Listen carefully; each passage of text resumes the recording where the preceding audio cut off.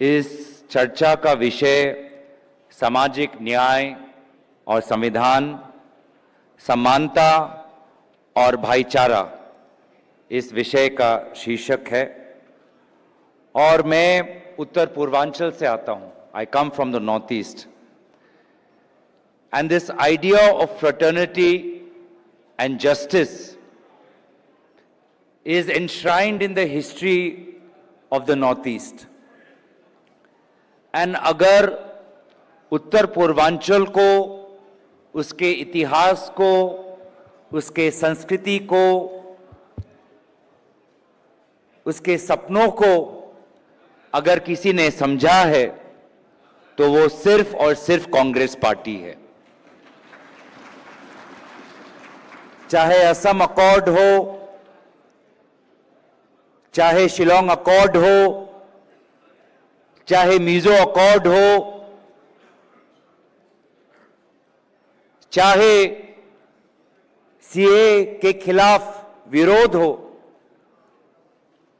उत्तर पूर्वांचल की जो हमारी आकांक्षाएं हैं, जो हमारे अंदर डर है, उसको अगर किसी ने समझा है, सम्मान दिया है, वो तो सिर्फ और सिर्फ कांग्रेस पार्टी है। लेकिन आज अफसोस की बात यह है कि हम भाईचारा की बात करते हैं, और मैं उत्तर पूर्वांचल से हूं, और वर्तमान सरकार के दिन में ऐसा लगता है कि ये केंद्र सरकार उत्तर पूर्वांचल को भूल चुकी है। क्योंकि मणिपुर में जो आग लगी है, जो आग आज हमें जलते हुए घरों में नहीं, लेकिन अपने अपने दिलों में महसूस होती है, उस आग को बुझाने के लिए एक बार भी प्रधानमंत्री मोदी जी मणिपुर नहीं गए। उस मणिपुर में जहां पर 200 लोगों की मृत्यु हुई, उस मणिपुर में जहां पे 60,000 लोगों को बेघर किया गया, आज उस मणिपुर में आज भी जो तनाव है, उस तनाव की जिम्मेवारी आदरणीय गृह मंत्री ने नहीं ली। गृह मंत्री जी के कार्यकाल में बड़े विफलताएं हैं। पहलगाम है, इससे पहले पुलवामा था, उससे पहले उरी था, लेकिन गृह मंत्री के बड़े विफलताओं में मणिपुर का नाम भी जिक्र होना चाहिए। लेकिन जैसे प्रधानमंत्री मोदी जी ने समय नहीं निकाला मणिपुर जाने के लिए, उसी प्रकार से गृह मंत्री ने एक शब्द भी मणिपुर के जनता से क्षमा नहीं मांगी, एक बार भी क्षमा नहीं मांगी कि वे अपने नैतिक और संवैधानिक कर्तव्य में वे विफल हुए। It is after all the article 355, the union's duty to protect, the constitution clearly states, it shall be the duty of the union to protect every state against external aggression and internal disturbance. In Manipur, this is not internal disturbance, but it is state-sponsored chaos and state-sponsored violence. And unfortunately, the minorities across Northeast India are being increasingly threatened. There is a calculated strategy to fracture the secularism and the unity in diversity of Northeast India. Currently, this government, through its various organizations, is targeting conversion through or targeting missionary faith through anti-conversion laws. Arunachal Pradesh, long dormant anti-conversion laws are being revived after decades.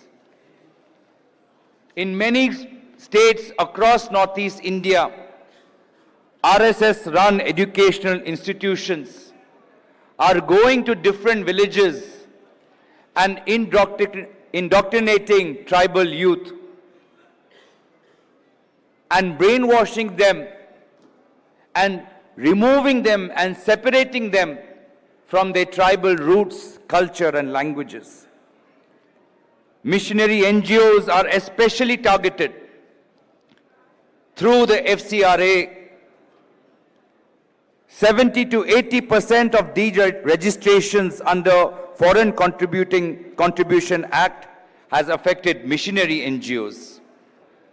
As a result of this, schools, hospitals, social service organizations are being forced to step down or shut down.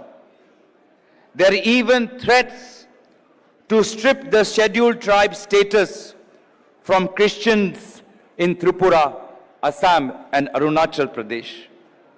The message from this government is that your constitutional rights depend on your religious belief. It is shameful. What is happening now in the Northeast is development without dignity.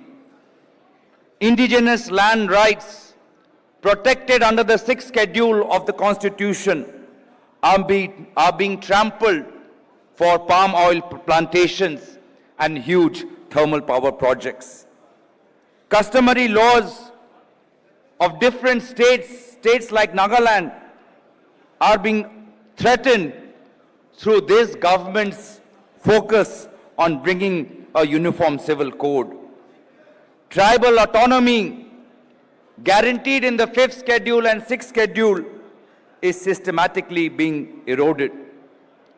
The rights of the scheduled tribes are protected by Article 19(5) of the Constitution of India, and Schedule 5 and Schedule 6 of the Constitution has special provisions for the tribal communities in central and northeast India.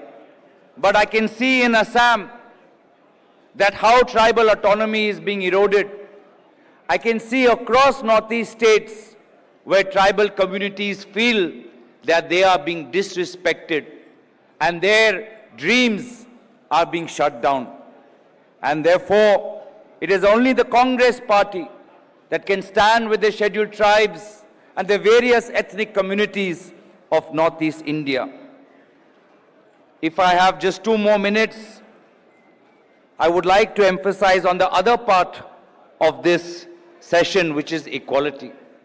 The first part was on fraternity, in which I spoke of the Northeast, and I would just like to spend 2 minutes on equality and talk about gender justice. Women in India have walked a long way breaking barriers, but today, in this current world, they face some old and some new threats. Digital and online harassment. In today's AI-generated world, women often face cyberbullying, trolling, and threats of deepfake. Though the right to privacy is the legal framework for cyber issues, it does not provide justice to the women of today. There is still gender discrimination at the workplace. Gender discrimination is the reason for 98% of employment gap between males and females in India, according to a 2022 report of Oxfam India. The report highlighted that women in India, despite their same educational qualification and work experience, are still being discriminated in the workforce. The situation is no different in the informal economy.